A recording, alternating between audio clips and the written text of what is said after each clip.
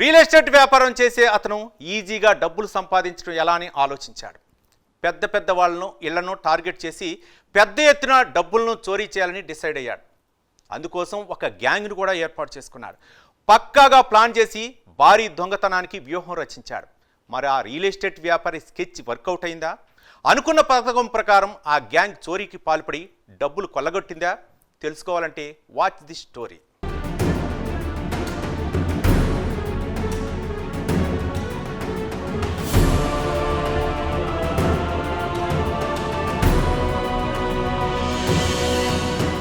విజయనగరం జిల్లా చీపురుపల్లి మండలం గచ్చలవలస గ్రామానికి చెందిన మల్యాల సూర్యారావు రియల్ ఎస్టేట్ వ్యాపారం చేస్తుంటాడు.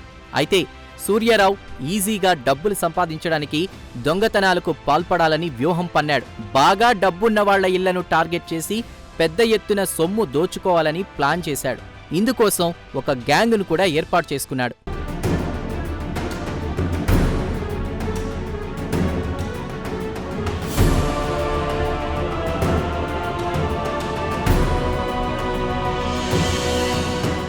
చీపురుపల్లి పట్టణంలో రైల్వే బ్రిడ్జి సమీపంలోని వారణాసి సురేష్ ఇంట్లో భారీగా డబ్బు, బంగారు ఆభరణాలు ఉంటాయన్న సమాచారంతో దొంగతనానికి పాల్పడాలని డిసైడ్ అయ్యారు. ముందుగా సురేష్ ఇంటి వద్ద రెక్కి నిర్వహించారు దొంగలు. తర్వాత పక్కా ప్లానింగ్తో ఆ గ్యాంగ్ సభ్యులు సురేష్ ఇంట్లో దొంగతనానికి పాల్పడ్డారు. అయితే వారు ఆశించిన విధంగా పెద్ద ఎత్తున డబ్బులు, నగలు వారికి దొరకలేదు. ఇంట్లో ఉన్న మహిళలు దొంగలను గమనించి కేకలు వేయడంతో వారిపై ఇనప రాడ్లతో దాడి చేసి గాయపరిచి వారి ఒంటిపై ఉన్న నగలను తీసుకుని పరారయ్యారు.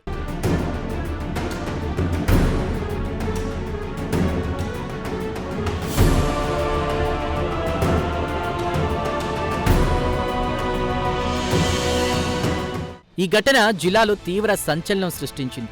దాంతో పోలీసులు దొంగతనం కేసును ప్రతిష్టాత్మకంగా తీసుకుని దర్యాప్తు చేశారు. చోరీకి పాల్పడ్డ దొంగల ముఠాను పోలీసులు పట్టుకున్నారు. మొత్తం 10 మందిలో 8 మంది అరెస్టు కాగా మిగతా 2 పరారీలో ఉన్నారు. నిందితులను అరెస్ట్ చేసి రిమాండ్కు తరలించారు పోలీసులు. ఈ కేసు ఏంటంటే మనకి 23 రాత్రి తెల్లవారితే 24 పోలీస్ స్టేషన్ దగ్గరలో ఉన్న ఒక ఇంట్లో దొంగతనం జరిగింది.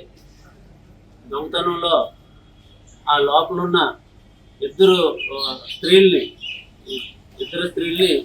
చాలా ఘోరంగా, చాలా కిరాతకంగా కొట్టడం జరిగింది. వారణాసి కస్తూరిపై, అదేవిధంగా వైసరాజు చిట్టమ్మ 70 సంవత్సరాల ముసలి వాళ్ళని తీవ్రంగా కొట్టేసి వాళ్ళు ఇప్పుడు చావు బతుకుల మధ్య కొట్టుమిట్టాడుతూ ఉన్నారు.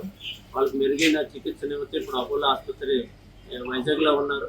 వాళ్ళు అర్ధరాత్రి ఇంట్లోకి ప్రవేశించి వాళ్ళని కొట్టి వాళ్ళ మెడలో ఉన్న బంగారు వస్తువులు తీసుకొని వెళ్ళిపోవడం జరిగింది.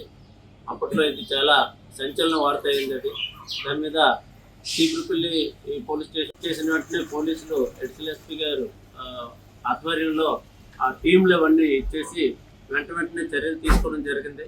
ఆ క్రమంలో ఇప్పటి వరకు మొత్తం 10 మంది ఈ టీంలో ఎవరైతే గ్యాంగ్ ఉన్నారో, క్రిమినల్ గ్యాంగ్ 10 మందిలో 8 మందిని నిన్న అరెస్ట్ చేయడం జరిగింది.